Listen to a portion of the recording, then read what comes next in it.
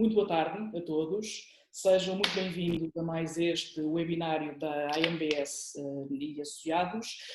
Muito obrigada pela vossa presença e por nos acompanharem nos próximos minutos, tanto às pessoas que se juntaram a nós através do Zoom, quanto quem acompanha a transmissão através do nosso canal do Facebook ou do YouTube. Hoje comigo está o Dr. Bruno Sampaio. E o nosso propósito é lançar algumas ideias acerca do financiamento das empresas. Porque temos algumas limitações de tempo, o que vocês agradecem, com certeza, é impossível abordar todas as fontes, todas as formas de financiamento, todos os apoios que estão disponíveis e, portanto, tivemos que necessariamente fazer alguma seleção daqueles que nos parecem os mais relevantes e o critério para essa relevância foi aqueles que neste momento podem ser utilizados e neste momento é amanhã, se vocês quiserem. E, portanto, fizemos a seleção com base nesse critério e há alguns que necessariamente ficam de fora por causa disso. Há outros que não chegam a entrar, por exemplo, hoje foi anunciada uma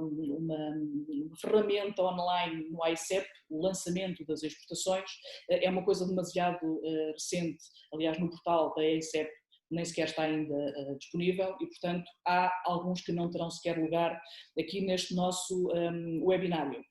O objetivo essencial é também a entrada de capital nas empresas, o nosso tipo de financiamento das empresas pretende dizer isso mesmo, não vamos falar de outro tipo de apoios que estão também disponíveis e que de alguma forma servem para amparar as empresas neste período, por exemplo, as medidas tão conhecidas e tão faladas do layoff, aliás já fizemos um webinário acerca desse tema, continua disponível nas nossas redes sociais, mas não será um tema abordado neste webinário porque precisamente não se trata de financiamento das empresas, mas de um apoio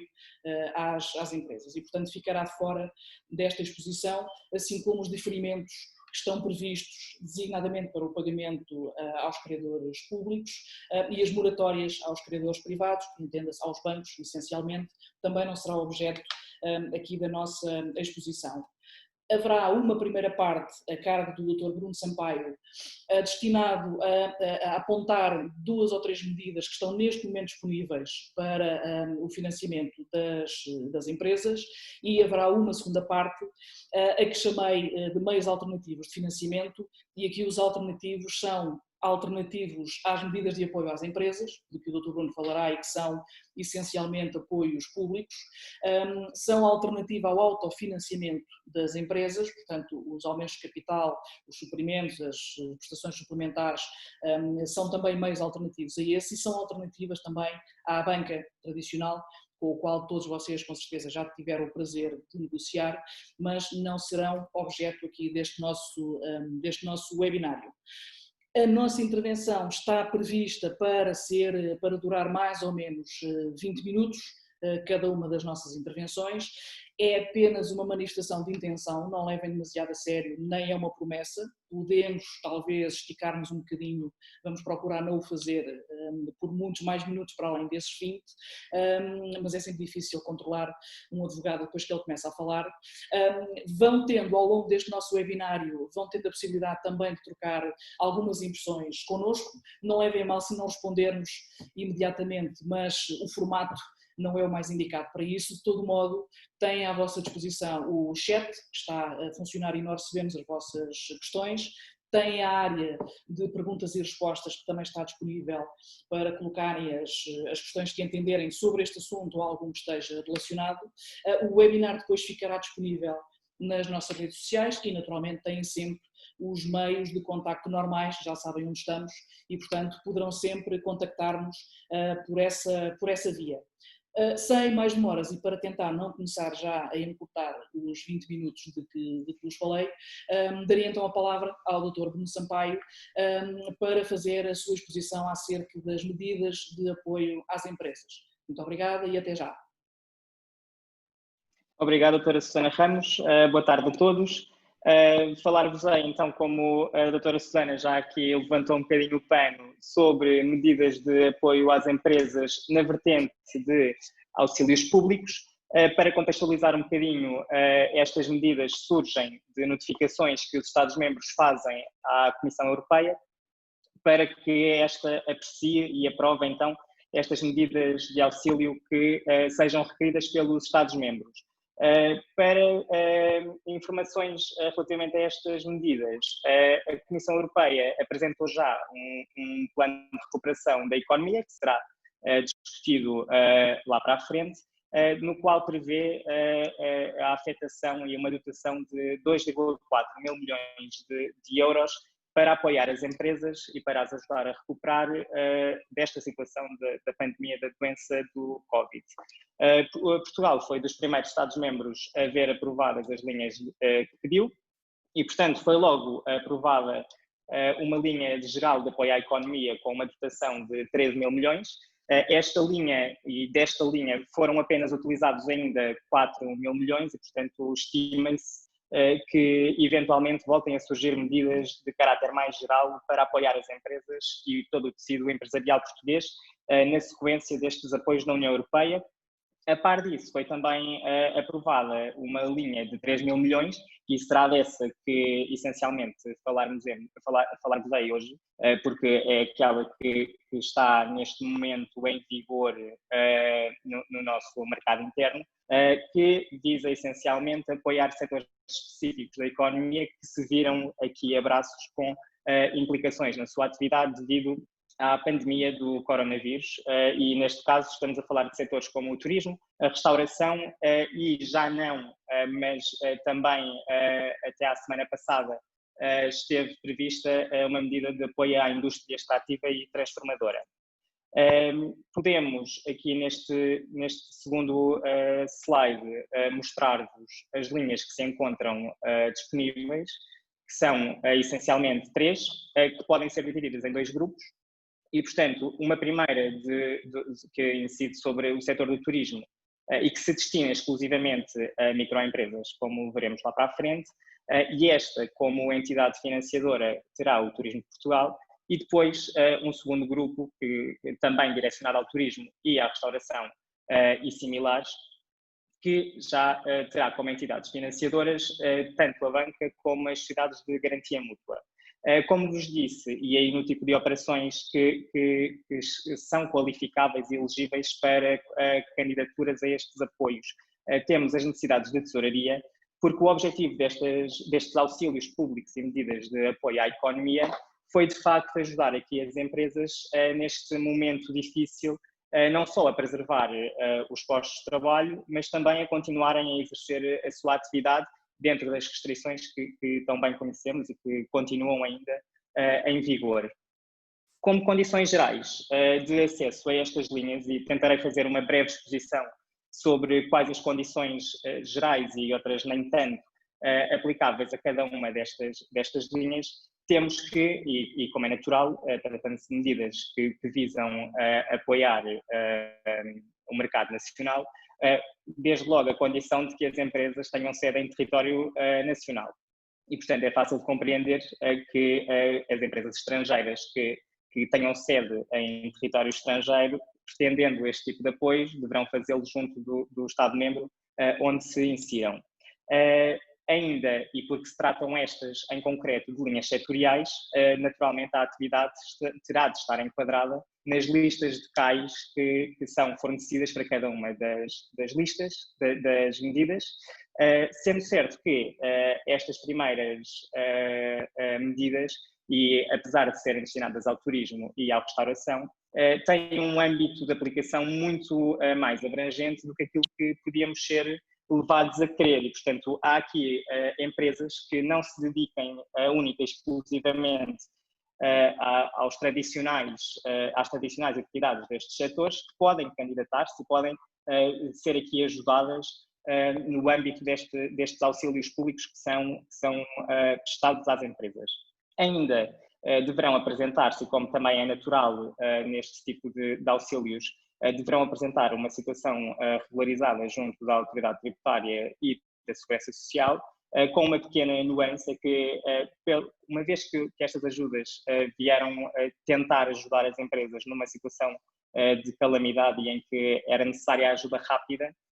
esta regularidade da situação junto da autoridade tributária e da segurança social é demonstrada, ou comprova-se,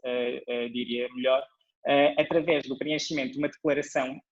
sob compromisso de honra por cada uma das empresas candidatas e que deverá ser entregue à entidade que financiará então o apoio solicitado. Ainda como condição geral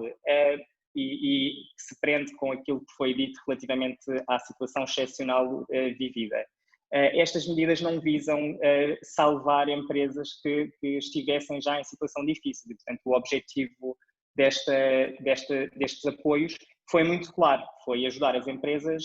face à situação de pandemia. E, portanto, como é natural, foi aqui imposto um requisito que se prende com a própria saúde financeira da empresa. Esta situação económica é difícil, portanto, quando é referida nas diversas condições de acesso a cada uma das medidas, está aqui pensada nas vertentes em que as sociedades não devem encontrar-se em situação de insolvência, quer seja ela declarada ou meramente iminente, devem ainda,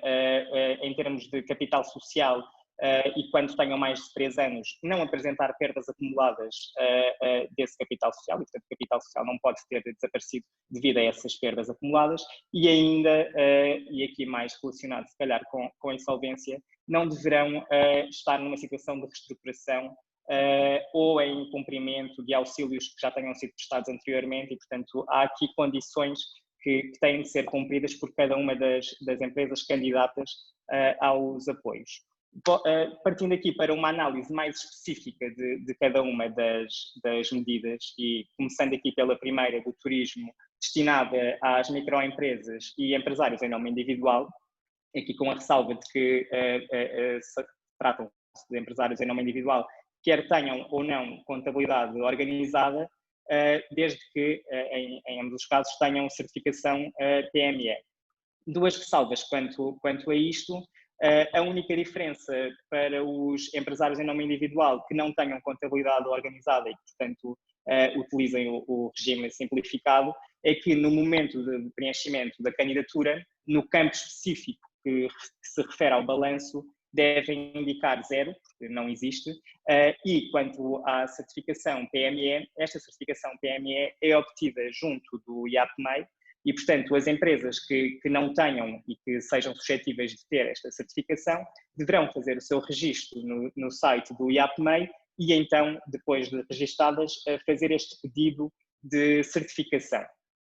Porque se tratam de microempresas, estamos obrigatoriamente a falar de empresas que tenham até 10 postos de trabalho e um volume de negócios anual ou de balanço que não exceda os 2 milhões de euros.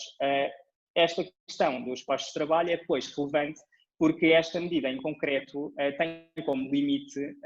como veem, os 20 mil euros que estão indicados na apresentação, mas como é que se calcula então este limite dos 20 mil euros, ou até 20 mil euros que pode ser recebido por cada uma das candidatas? É calculado com base nos postos de trabalho que existam efetivamente na sociedade à data de 29 de fevereiro de 2020. Esta ressalva tem a ver também com um dos documentos necessários a entregar na candidatura, que será, e para comprovação destes postos de trabalho, a folha de retribuições entregue à Segurança Social neste mês de fevereiro, sendo que por cada um dos postos de trabalho a sociedade, a empresa candidata, poderá receber 750 euros multiplicados por 3 até ao tal valor de 20 mil euros. Porque também, e como disse há pouco, estas medidas visam a manutenção dos postos de trabalho, é necessário que as empresas voltem a apresentar essa folha de remunerações em julho para demonstrarem que, de facto, existe aqui essa intenção de manutenção dos postos de trabalho, ainda que, e não deverá ser interpretada esta necessidade de entrega novamente da folha de remunerações como uma impossibilidade de eventualmente haver uma cessação do vínculo laboral com algum dos trabalhadores. Não é isso que está aqui subentendido e não foi isso que se pretendeu com estas condições. Naturalmente que uma empresa que se candidata ao apoio com 10 postos e em julho apresenta um posto de trabalho, será de desconfiar e, portanto, nesse caso poderá haver aqui alguma desconformidade ou alguma notificação da sociedade para que se explique. Ainda relativamente a esta questão do apoio, e também frequentemente perguntada, é se os sócios gerentes que prestem de facto trabalho na sociedade podem ser contabilizados para efeitos deste limite de financiamento. E a resposta é podem, desde que. E, portanto, desde que tenham retribuição. E, portanto, estando aqui em causa um gerente que receba e que tenha uma retribuição e que conste na tal folha de retribuições entregue à Segurança Social, ele próprio deverá ser considerado para efeitos dos postos de trabalho. Quanto ainda a condições específicas, a sociedade, e dada a excepcionalidade da linha, deverá demonstrar como a sua atividade foi impactada pela pandemia. Este critério é demonstrado no próprio formulário, portanto, as empresas que se candidatem deverão fazer uma pequena exposição sobre a forma como viram a sua atividade impactada pela pandemia. De notar que no caso do turismo é por demais flagrante que houve de facto um impacto, portanto, daí a falta de exigência quanto ao cumprimento deste requisito. E, portanto, não são requeridos quaisquer documentos contabilísticos da empresa para aferir deste impacto, basta esta exposição. Porque a entidade financiadora é o Turismo de Portugal, e temos aqui estas duas condições específicas, ainda relativas à situação de regularidade junto do Turismo de Portugal, e, portanto, estão aqui pensadas situações em que tenham sido prestados auxílios pelo próprio Turismo de Portugal, que não raras vezes promove este tipo de medidas às empresas. Essa situação junto do Turismo de Portugal terá de estar regularizada quanto a esses auxílios anteriormente prestados e ainda quanto ao pagamento de cotas que há lugar aos associados do Turismo de Portugal. O licenciamento do exercício da atividade e o registro junto do Registro Nacional do Turismo, quando aplicável, e aqui o quando aplicável prende-se com o facto de existirem atividades de turismo que não estão ainda obrigadas a este registro, apesar de não serem muitas e da tendência ser para que esse registro seja obrigatório para todo o tipo de atividades do turismo, a verdade é que atualmente ainda não o é. Mas, por exemplo, o turismo de habitação, que é frequente e dado a situação atual do país, vê-se um pouco por todo o território nacional, carece deste registro nacional do turismo, que também será feito online, portanto, imediatamente antes da apresentação da candidatura, as sociedades podem apresentar este pedido de registro junto do Turismo de Portugal, regularizando assim a sua situação, caso ela não estivesse regularizada. Por fim, ainda como condições específicas, e porque esta medida de apoio está relacionada com os postos de trabalho existentes na sociedade, é critério para a atribuição do apoio que a empresa candidata não tenha sido sujeita a qualquer sanção administrativa ou judicial quanto à falta de descontos legalmente previstos pelos seus trabalhadores, e, portanto, estamos aqui a falar dos famosos descontos para a Segurança Social.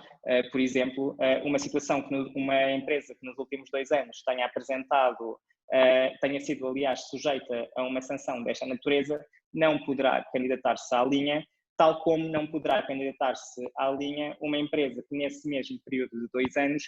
tenha sido condenada por despedimento ilegal de grávidas, puérperas ou lactantes. Quanto a questões mais práticas da medida, que é quando é que se paga, no fundo,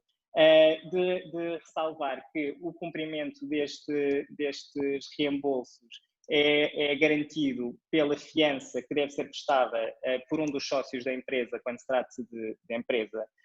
ou, no caso do empresário em nome individual, o próprio empresário responderá pessoalmente pelo incumprimento que venha a ocorrer no âmbito do reembolso desta medida. Quanto a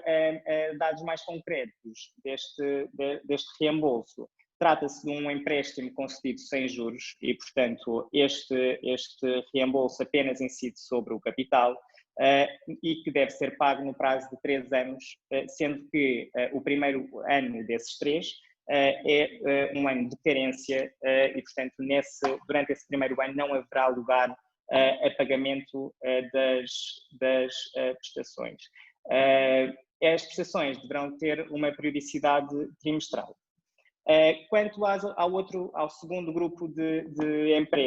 medidas, estamos aqui ainda no âmbito de turismo e restauração, sendo que esta medida foi muito idêntica à linha geral, que certamente voltará a abrir, com um âmbito de aplicação bastante mais amplo, portanto, para além das PMEs, estamos aqui perante medidas que são aplicadas também às médias empresas e às small, mid cap e mid cap. Estas small, mid cap e mid cap tratam-se de empresas que, não sendo qualificáveis como PMEs,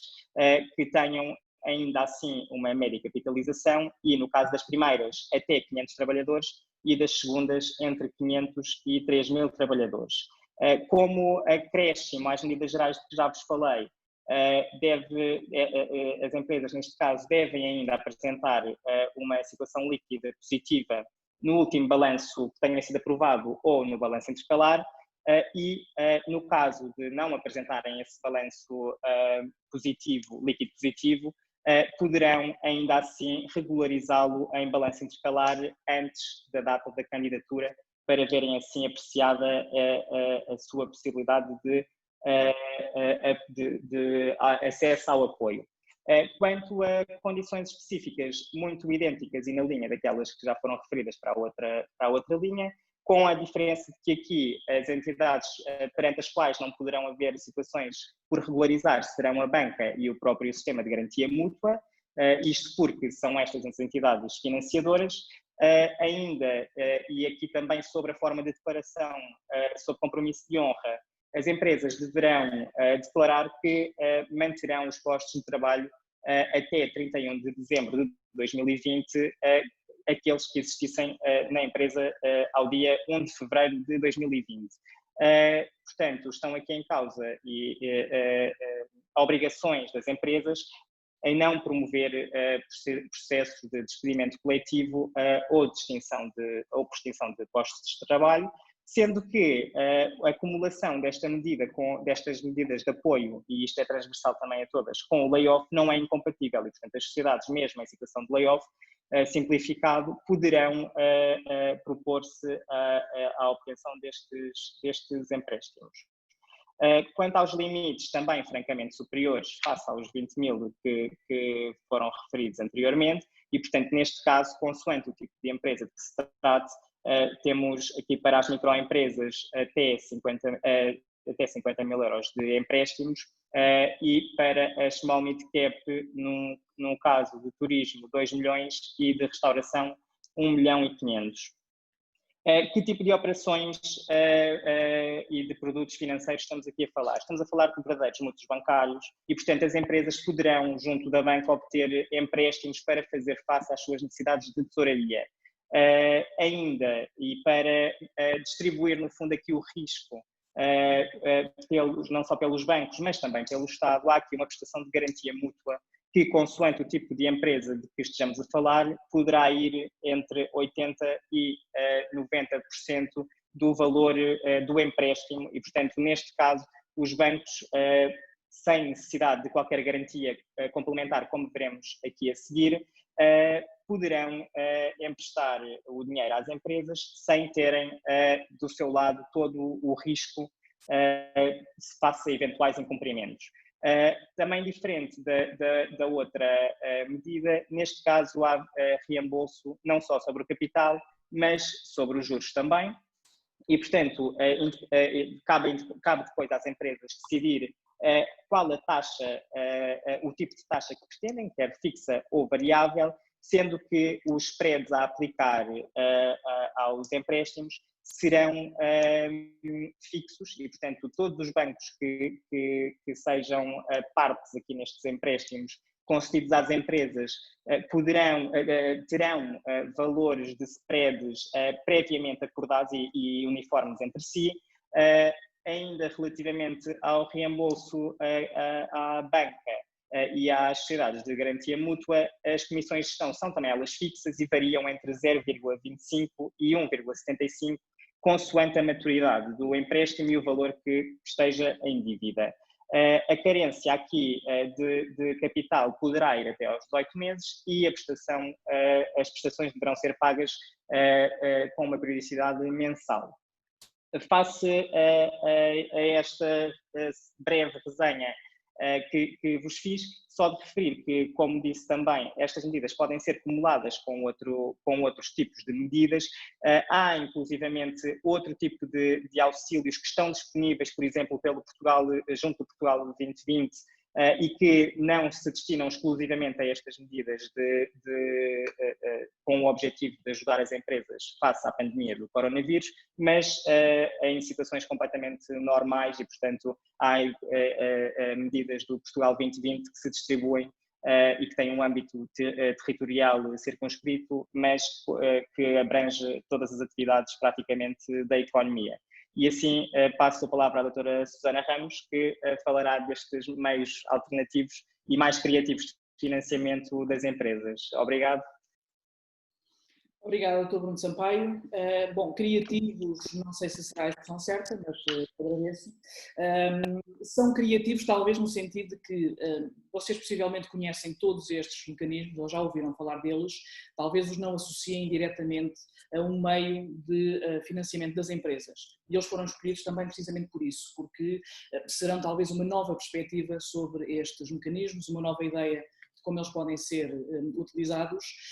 e há uma outra razão para serem estes, é que todos estes 4 mecanismos de que vos falarei brevemente em seguida, todos eles estão pensados para empresas que são saudáveis, que são viáveis, que têm um projeto devidamente planificado e são empresas cuja única dificuldade neste momento é, e não é um pormenor, é de capital e disponibilidade de capital. E, portanto, estes 4 mecanismos que aqui estão selecionados partem do princípio que as empresas que eles recorrem são uma boa aposta, apenas precisam deste pequeno empurrão, desta injeção de capital. Os 4 mecanismos que selecionei para brevemente vos falar hoje são esses que estão aí à vista, é a conversão de créditos em capital, o capital de risco ou os business angels, porque a diferença não é muito significativa, e o crowdfunding.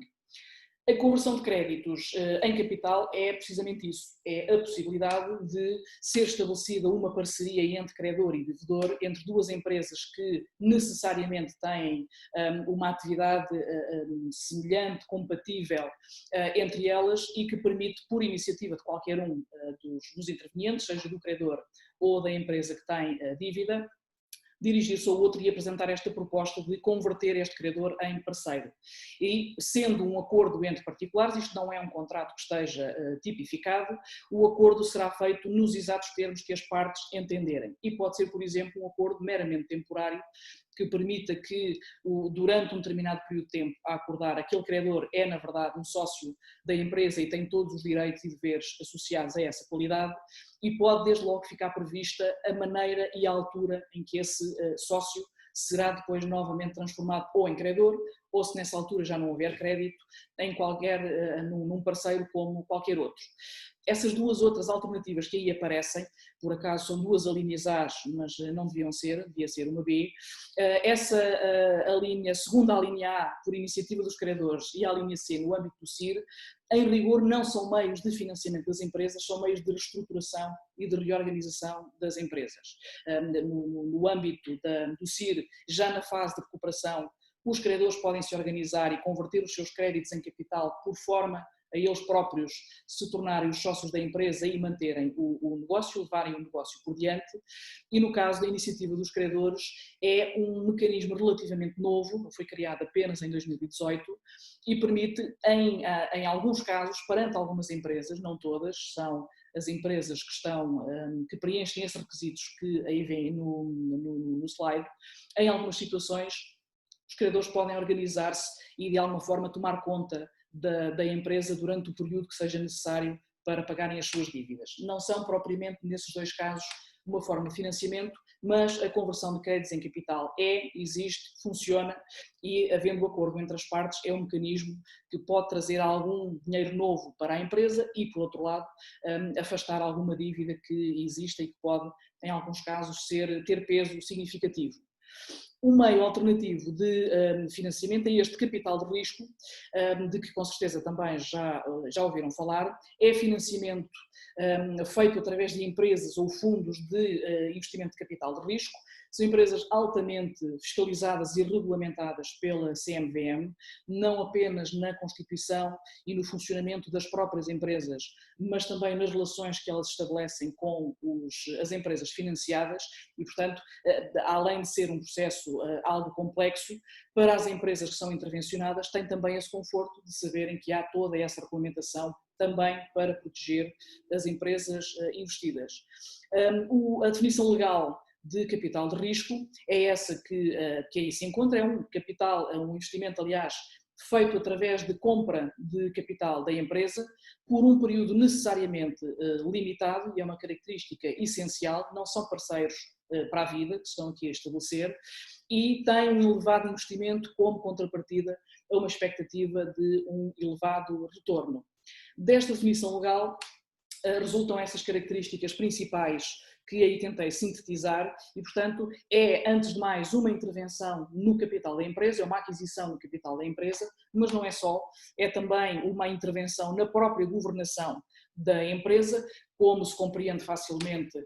quem faz um investimento e um investimento elevado naturalmente quererá ter algum controle sobre aquilo que a empresa vai fazer com esse dinheiro, da forma como vai aplicar, e por essa razão, frequentemente,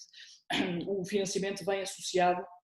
à designação de gerentes ou à designação de membros para o Conselho de Administração, que podem ou não ser membros efetivos, mas têm assento nos órgãos de decisão da empresa, precisamente para controlar o que nela se passa. É uma obrigação, naturalmente, que decorre desse investimento elevado que é feito, não há limite mínimo e máximo a esse investimento, depende também dos próprios estatutos de cada uma dessas empresas, mas em regra este investimento que é feito geralmente será acima de 1 milhão de euros e o prazo anda à volta dos 10 anos. O prazo médio é entre 7 a 10 anos, como aí consta, mas a verdade é que dificilmente será menor que 10 anos essa intervenção da empresa e dificilmente será inferior também a 3 anos, porque o investimento que é feito tem que maturar, tem que dar frutos e isso não acontece em menos que esse período. Associado a esse elevado investimento e a um elevado risco, o mais das vezes, este financiamento que se obtém por esta via, não raras vezes não seria concedido pela banca tradicional, precisamente por causa deste fator elevado de risco que está associado a este investimento e, naturalmente, associado a esse elevado risco está um elevado retorno que a empresa investidora espera obter do seu investimento. A última que aí aparece, característica essencial deste tipo de investimento e do próximo dos Business Angels, é haver um plano de saída, geralmente sob a forma de acordo parasocial, mas não necessariamente, mais uma vez, e à parte da regulamentação e dos limites que existem por parte da CMVM, não deixa de ser um acordo entre particulares, entre empresas, e portanto o acordo de financiamento será o que as partes mais ou menos conseguirem desenhar entre elas. Mas é condição fundamental para o investidor, no momento em que entra na empresa, ter um plano de saída e ter uma data e uma forma para sair da empresa. Pode ser por revenda da sua participação social aos sócios iniciais ou aos acionistas iniciais, pode ser por venda da empresa enquanto negócio a um terceiro, pode ser por dispersão do capital, eventualmente em bolsa, se for esse o caso. O essencial é que, desde o início, ambas as partes sabem exatamente qual é o período de duração desta relação e como é que ela vai terminar. Estas 5 empresas são meramente exemplificativas, estão aí porque representam o maior investimento em Portugal entre elas deste tipo de investimento de capital de risco. O site da CMVM tem uma lista exaustiva de todas as empresas e todos os fundos que estão licenciados para fazer este tipo de financiamento, e a mesma lista consta também do site da Associação Portuguesa de Empresas de Capital de Risco, que também tem não tanta informação, mas também tem pelo menos a identificação dos seus associados. Um mecanismo semelhante a este investimento do capital de risco, a uma escala talvez inferior, é este sistema dos Business Angels, que tem desde logo uma característica diferenciadora do capital de risco, é que estes investidores são investidores particulares. Em regra, eles próprios com alguma experiência em negócios anteriores em que participaram, de que foram parte, e que pretendem fazer estes investimentos a título particular.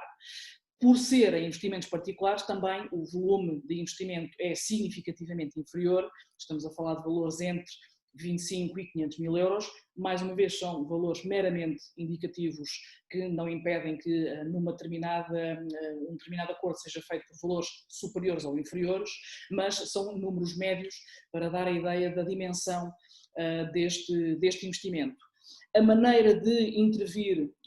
na sociedade é a mesma, é através da aquisição de capital e, em princípio, porque estamos a falar também de um retorno menor, o prazo de ligação entre Business Angels e a empresa assistida é, em regra, 5 anos. Há uma característica diferente dos Business Angels e do capital de risco ao nível da intervenção que é feita e que as empresas podem esperar. No caso do capital de risco, tínhamos visto que há uma intervenção direta na governação da empresa, se não tomando decisões, pelo menos controlando as decisões que são tomadas. Neste caso dos Business Angels, a intervenção é diferente, é esse smart money que aí se refere, e que na verdade é uma figura, ou pode ser uma figura semelhante ao apadrinhamento, ou algo lá parecido dessa figura. Geralmente escolhiam-se os padrinhos, as pessoas ricas da terra, não só para pagarem o batizado e para darem uma ajuda, mas também porque havia ali um caráter de quase de mentoria e de apoio a outro nível que não financeiro das criancinhas. Neste caso é um princípio, ou é uma relação que pode ser muito semelhante. As empresas não procuram apenas dinheiro, procuram dinheiro inteligente, procuram dinheiro que venha acompanhado de conselhos, eventualmente de pistas sobre como deve ser desenvolvida a sua estratégia, e os próprios investidores também não têm como objetivo apenas o retorno do seu dinheiro, têm a genuína intenção de ajudar a empresa e de participar, naturalmente recuperando depois o seu dinheiro, por muito boa vontade que exista de ambas as partes. Naturalmente há sempre uma componente pecuniária nestes investimentos, mas aqui é mais do que isso e é mais importante até essa perspectiva de ajudar a empresa e de a encaminhar do que propriamente a garantia de retorno que esteja associada a este tipo de investimento.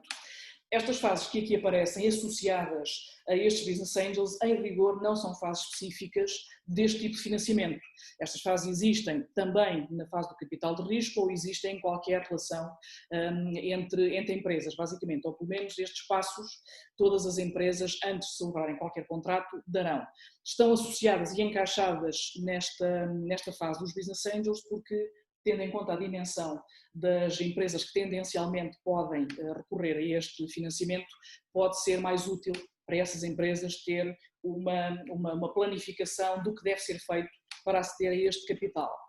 Essencial, naturalmente, é a empresa ter uma ideia clara do sítio onde está e daquilo que pretende. Este business plan tem que ser credível, tem que ser sólido, tem que ser verdadeiro, como é evidente, e tem que mostrar ao investidor que a empresa tem viabilidade e tem capacidade para gerar o retorno que o investidor pretende. E, portanto, ter um plano de negócios antes de pensar em recorrer ao financiamento ou antes de pensar qual o financiamento mais adequado é absolutamente essencial para ter uma fase de negociação bem sucedida com este ou quaisquer investidores. A apresentação que aí aparece não necessariamente existe, naturalmente há sempre um contacto entre investidor e sociedade candidata, mas esta apresentação está pensada para uma apresentação em 5, 10 minutos que o investidor faz presencialmente em frente do investidor, um bocadinho como vemos a ideia que temos do Shark Tank, é uma coisa muito parecida com essa e que a Associação Portuguesa de Business Angels com alguma regularidade organiza e propicia precisamente estes encontros entre investidores e sociedades interessadas. É uma apresentação em que em 5 minutos o investidor fica ou não convencido, cria ou não empatia com aquela empresa candidata e isso pode resultar numa vontade de financiar e numa vontade de ajudar essa empresa. Se isso correr bem, se essa fase do namoro correr bem o suficiente, o investidor naturalmente fará uma investigação mais aprofundada da empresa, é essa due diligence, para, por um lado, garantir que os números que constam do business plan são verdadeiros, são reais, mas, por outro, quererá saber todos os contratos em que a empresa está envolvida ou que alguma vez está envolvida para conhecer exatamente qual é o risco que corre ao associar-se com essa entidade e o que fará provavelmente é mandar um batalhão de advogados e economistas e contabilistas para a pequena empresa que quer ser financiada para esventrar tudo o que são negócios alguma vez feitos e que possam ter algum tipo de risco para o investidor. Se também passarem essa fase contra todas as ressalvas e cautelas que os advogados vão inventar, será formalizado este financiamento, que mais uma vez é um contrato entre particulares e, portanto, terá o conteúdo que as partes entenderem. Naturalmente, como em qualquer contrato, a parte que tem dinheiro e que vai financiar, naturalmente conseguirá lá meter mais umas cláusulas que a outra parte ficará menos confortável com elas, mas não é uma especialidade deste tipo ou de outro tipo de investimento, é uma necessidade, é da lei da vida que isso aconteça. Mais uma vez, é essencial também para este investidor, pequeno ou grande, é essencial que saiba exatamente quando e como é que vai sair, como é que vai cessar esta sua relação com a empresa e isso ficará também definido neste contrato de investimento que é celebrado quando há essa vontade das duas partes. Para fechar esta parte dos Business Angels, deixo-vos só alguns dados do relatório da Associação Portuguesa de Business Angels, apenas porque são de 2019 e, portanto, estão atualizados, e só para terem essa ideia de quão ativo esta forma de financiamento também está em Portugal, os 150 associados dessa associação, e há outros Business Angels que não estão associados nesta associação, como é natural, mas estes 150 investiram cerca de 13 milhões de euros em 28 projetos que foram apoiados, sobretudo nessas áreas que aí estão identificadas, mas há outras, naturalmente, qualquer projeto, qualquer boa ideia é suscetível de ser financiada por esta via, sendo que o investimento mais baixo que foi feito foram esses cerca de 40 mil euros e o mais elevado 4 milhões. Portanto, aquele limite que inicialmente tinha referido de entre 25 e 500 mil euros, claramente é indicativo e uma boa ideia receberá sempre bom dinheiro para ser implementada. Das 4 formas de financiamento alternativo de que vos tinha falado, a última é este crowdfunding, que provavelmente já toda a gente ouviu falar, mas que associa possivelmente às campanhas de Facebook que todos os dias nos enviam para financiar gente que está com muitos problemas na vida. E, portanto, é uma forma de financiamento também para esse tipo de situações, mas não só e não sobretudo, e por isso é que está aqui como uma verdadeira alternativa ao financiamento das empresas. Em Portugal, este tipo de financiamento colaborativo foi criado em 2015, mas na verdade só a partir de 2018, com a portaria 131, é que este mecanismo pôde efetivamente ser implementado, porque só em 2018 é que foram reguladas as plataformas eletrónicas que permitem o encontro entre investidores e candidatos e, portanto, só a partir de 2018 é que este mecanismo está realmente a funcionar. E é disso mesmo que se trata, é de uma plataforma eletrónica que pretende servir de intermediário entre um sujeito que tem uma ideia mas não tem dinheiro e gente que tem dinheiro mas não tem ideias. O boneco que aí aparece ilustra precisamente essa necessidade de unir esses dois interesses. O sujeito que tem uma ideia tem óculos, portanto claramente é um tipo esperto, mas não só não tem dinheiro, como está de costas para o dinheiro, o que não sei se era essa a intenção do sujeito que fez o desenho, mas muitas vezes isso acontece. A pessoa que tem uma excelente ideia e tem todo o potencial para crescer, muitas vezes não está minimamente sensibilizado para aquilo que é a realidade, no fundo, e que são as necessidades das empresas e, portanto, a experiência de quem tem dinheiro pode ajudar a colmatar esse gap entre uma coisa e outra. Em termos de tipos de financiamento, apenas 2 deles nos interessam, verdadeiramente, mas existe financiamento colaborativo de donativo, em que não existe uma contrapartida pecuniária ao investimento que é feito pelos pequenos investidores, e é um financiamento colaborativo por recompensa, em que a contrapartida para o investimento que é feito é aquilo para o que se contribui. Se, por exemplo, estamos a contribuir para o desenvolvimento de um protótipo de um produto novo, possivelmente aquilo que nos darão em troca é um exemplar desse produto, ou se estamos a contribuir para uma ideia ou para um projeto, um serviço, aquilo que será a nossa contrapartida é a prestação desse serviço. Não são os modelos que nos interessam, aquilo que leva é um financiamento colaborativo de capital e por empréstimo. No caso do capital,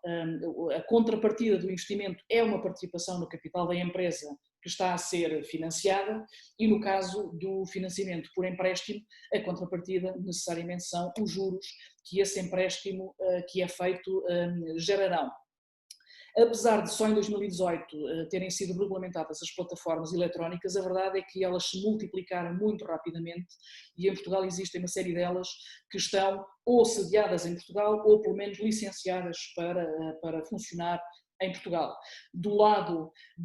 do financiamento colaborativo por donativo e recompensa, é necessário apenas o registro na Direção-Geral das Atividades Económicas, não mais do que isso, e essas 3 que aí estão são meros exemplos, e as de financiamento por capital e por empréstimo, que na verdade são já instrumentos financeiros e que envolvem aqui outro tipo de investimento e de necessidade. Essas precisam de se registar junto da CMVM e são também altamente regulamentadas. Essas 4, mais uma vez, são apenas um exemplo, e há uma curiosidade associada a essas plataformas. Dessas 4, a Raise é uma plataforma perfeitamente normal, admite quaisquer projetos, desde que legais naturalmente e desde que viáveis, que é uma apreciação feita previamente, mais uma vez com base num business plan que seja elaborado. Mas essa Raise admite tendencialmente qualquer projeto.